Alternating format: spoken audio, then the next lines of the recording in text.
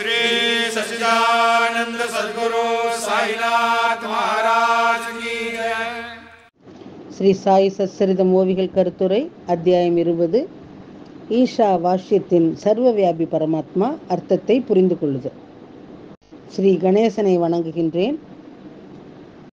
அறிவை அளிப்பவளான அன்னை ஸ்ரீ சரஸ்வதி தேவியை வணங்குகின்றேன். ஸ்ரீ குருதேவரை வணங்குகின்றேன். ஸ்ரீ குல தேவதையை வணங்குகின்றேன். ஸ்ரீ சீதா ராமச்சந்திரனை வணங்குகின்றேன். ஸ்ரீ சத்குரு சாய்நாத் மகாராஜை வணங்குகின்றேன். மகான்களை தரிசனம் செய்வதன் மூலம் எல்லா தோஷங்களும் பாவங்களும் அழிகின்றன. அப்படியானால் எப்பொழுதும் துறவிகளின் சகவாசத்தில் இருக்கும் அந்த மக்களின் நித்திய அதிர்ஷ்டத்தை எவ்வளவு விவரிக்க முடியும்? அது விவரிக்க முடியாதது.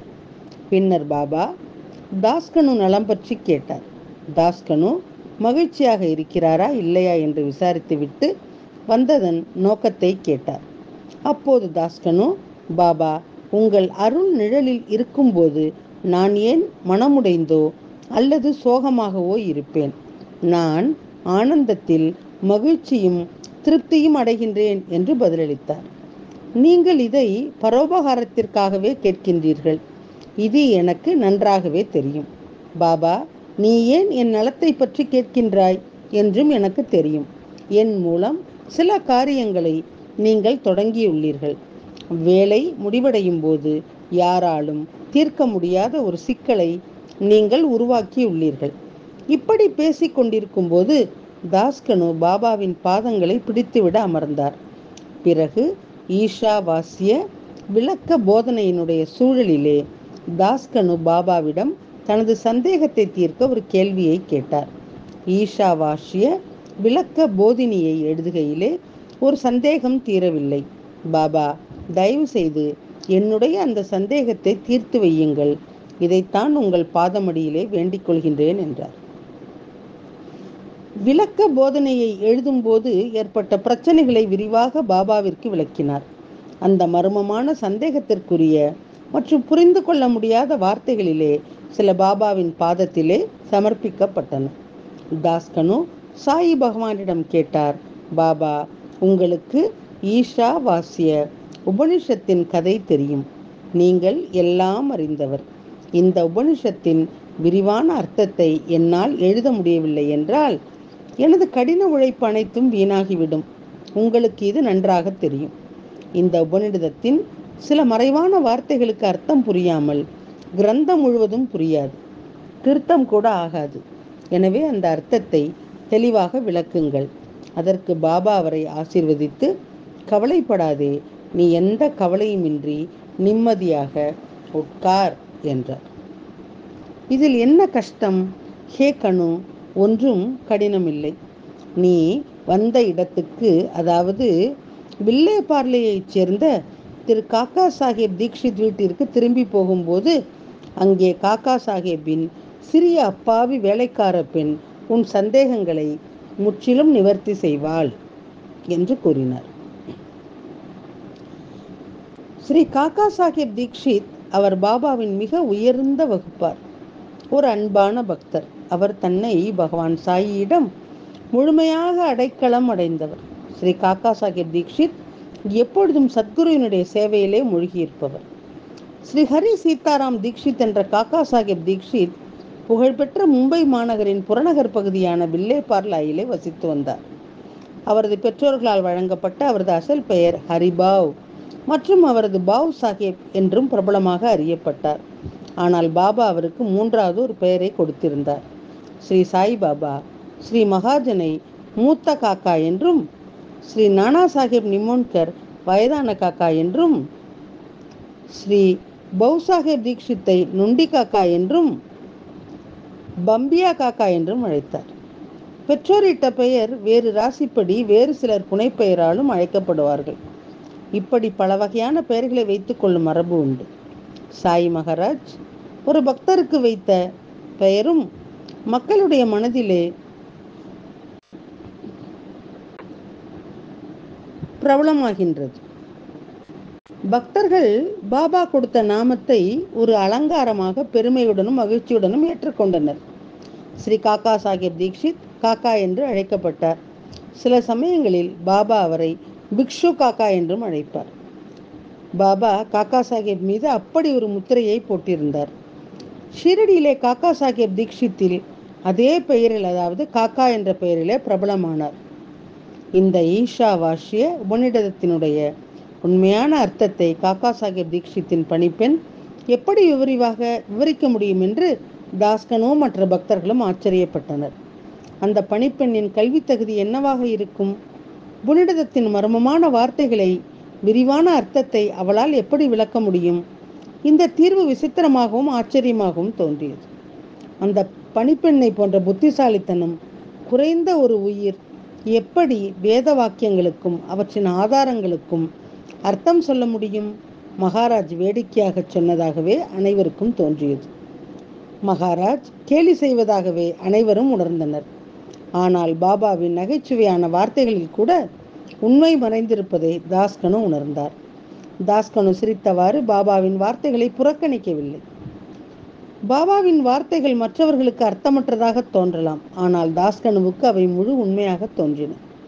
சாய் பகவான் இப்படிப்பட்ட விஷயங்களை நகைச்சுவையாக சொன்னார். மற்றவர்கள் அதை பெரிதாக எடுத்துக்கொள்ளாவிட்டாலும் அந்த வார்த்தைகளின் உண்மையை, பாபாவின் லீலையையும் பார்க்க அவர்கள் நிச்சயமாக ஆர்வமாக இருந்தனர்.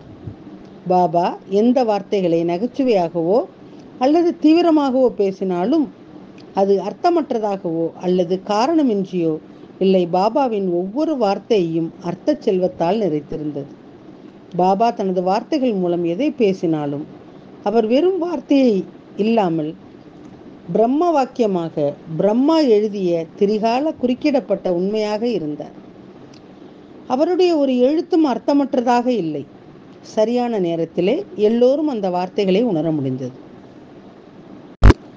பாபா தனது வார்த்தைகள் மூலம் எதை பேசினாலும் அவர் வெறும் வார்த்தையாக இல்லாமல் பிரம்ம வாக்கியமாக, பிரம்மா எழுதிய திரிகால குறுக்கிடப்பட்ட உண்மையாக இருந்தார். அவருடைய ஒரு எழுத்தும் அர்த்தமற்றதாக இல்லை. சரியான நேரத்திலே எல்லோருக்கும் அந்த வார்த்தைகளை உணர முடிந்தது. மற்றவர்கள் நம்பினாலும் நம்பாவிட்டாலும் பாபாவின் வார்த்தைகளில் தாஸ்கனுவுக்கு அவ்வளவு வலுவான நம்பிக்கை இருந்தது. ஒருவன் எந்த நம்பிக்கை வைத்திருக்கின்றானோ அதே முடிவுகளை பெறுகின்றான். எவர் பாபாவின் வார்த்தைகளில் நம்பிக்கை கொண்டாரோ அவருடைய நம்பிக்கைக்கு ஏற்ற பலன் கிடைக்கும். மனசாட்சி தூய்மையாகவும் அன்பினால் நிரம்பியதாகவும் இருந்தால் பாபாவின் வார்த்தைகளின் அர்த்தத்தை பற்றிய புரிதலும் அதே அளவு ஆழமாக இருக்கும். இது நிச்சயம். பாபா ஞானிகளின் ராஜா, முதன்மையானவர். அவருடைய வார்த்தைகள் பயனற்றதாகவோ அல்லது பொய்யாகவோ இருக்க முடியாது. தனது பக்தர்களின் அனைத்து அபிலாஷைகளையும் நிறைவேற்றுவது இது பாபா தனது பக்தர்களுக்கு அளித்த வாக்குறுதியாகும். ஸ்ரீ குருவின் வார்த்தைகள் வீண் போகாது. அவர்கள் எந்த நோக்கமும் இல்லாமல் இருக்க முடியாது. இந்த கதையை உன்னிப்பாக கேட்டால் உலக விஷயங்களில் உள்ள பயம் நீங்கி முக்தி அடையும் வழியை எளிதாக காண்பீர்கள். தாஸ்கனு வில்லே பார்லேயில் உள்ள ஸ்ரீ காக்கா சாஹேப் தீக்ஷித்தின் வீட்டிற்கு திரும்பினார். காக்கா சாஹேப் பணிப்பெண் ஈஷாவாஸ்ய பிரச்சனையை எப்படி தீர்த்து வைப்பார் என்பதை அறிய அவர் மிகவும் ஆவலாக இருந்தார். இரண்டாவது காலை தாஸ்கனு ஒரு இனிமையான தூக்கத்தை அனுபவித்துக் கொண்டிருந்த போது ஒரு ஆச்சரியமான சம்பவம் நடந்தது. ஒரு கிராமத்து பெண் இனிமையான குரலிலே ஒரு பாடலை பாடிக்கொண்டிருந்தார். அந்த பாடலின் ஒவ்வொரு வரியும் தாஸ்கனுவின் இலக்கை தாக்கி அவரது இதயத்தை மகிழ்ச்சியிலே நிரப்பியது. மெல்லிசை குரலிலே அமைத்த அந்த இனிய அழகான வரிகளை கேட்ட தாஸ்கனு தியானத்திலே ஆழ்ந்தார். ஏறு வரிசைகள், இரக்கங்கள், ஆலாபனைகள் என பலவற்றை கொண்ட பாடலை கவனமாக கேட்கத் தொடங்கினர். அந்த பாடலின் அர்த்தம் அறிந்தும் திடுக்கிட்டு எழுந்தனர். ஒருமுகப்பட்ட மனதுடன் அந்த பாடலை கேட்டபோது பாடலின் பொருளை உணர்ந்து அளவற்ற ஆனந்தம் அடைந்தார். தாஸ்கனு, அஜி, அவள் யாருடைய பெண்? இவ்வளவு அழகான குரலிலே அவள் ஒரு அழகான பாடலை பாடுகின்றாள்.